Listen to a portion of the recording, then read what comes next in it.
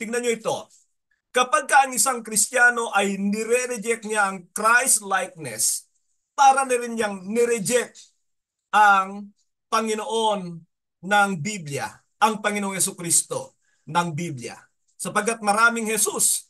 Meron pong Jesus na iba sa Biblia sa 2 Korinto 11. Pero nais kong makita nyo ito. Kapag ka naman pinapababa natin ang standard ng Christ-likeness, ay nangangahulugan ito na ibang Jesus ang ating daladala. Ulitin ko yung dalawang yan sapagkat yan ay napakahalaga.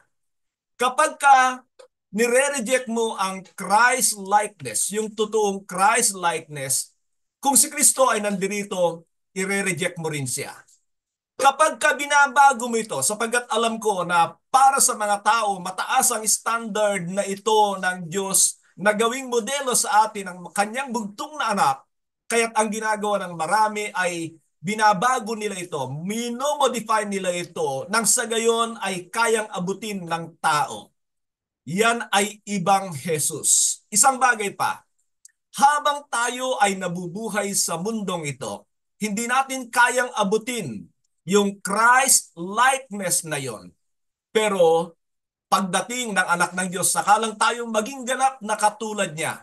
Pero hindi naghahangad ang Panginoon ng 99%, 99.9%, 99.999%. Ang kanyang hinahanap sa atin ay buong buo. Yun lang. Hindi natin kayang ma-attain yun, pero yun ang hanap ng Diyos. Wala tayong magagawa dyan. Kaya dun sa mga nagbababa ng standard, mananagot kayo sa Diyos.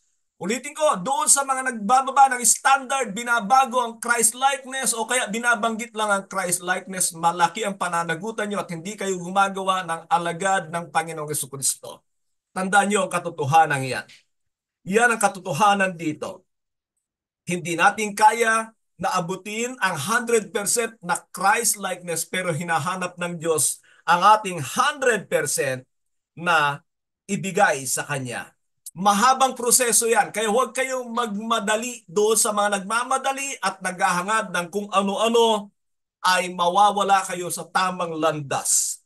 Isa pa ay kailangan mag-focus tayo at i-prioritize ang goal na ito. Actually, yan ang binabanggit sa Efeso 4:13 na ganito ang sinabi, until we all reach unity in the faith and in the knowledge of the Son of God and become mature, attaining to the whole measure of the fullness of Christ.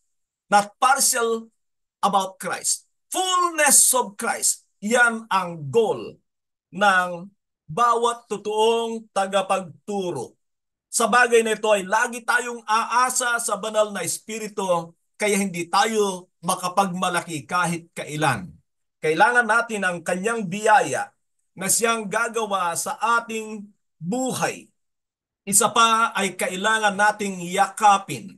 Manatili tayo, anuman ang mga pagsubok, sipagan natin, sapagkat nakikita ko marami ay umaayaw, tumatalikod nito.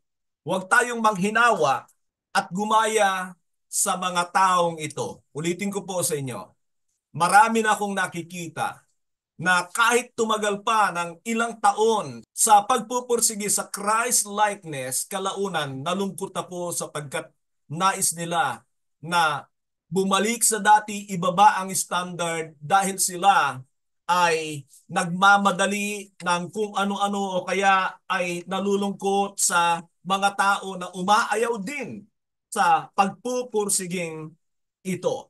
Huwag tayong maaakit sa anumang bagay sa mundong ito. If we want to be Christ-like, alam natin na kahit anong alok ng diablo sa Panginoon, He never had the desire to attain or to get anything from this world.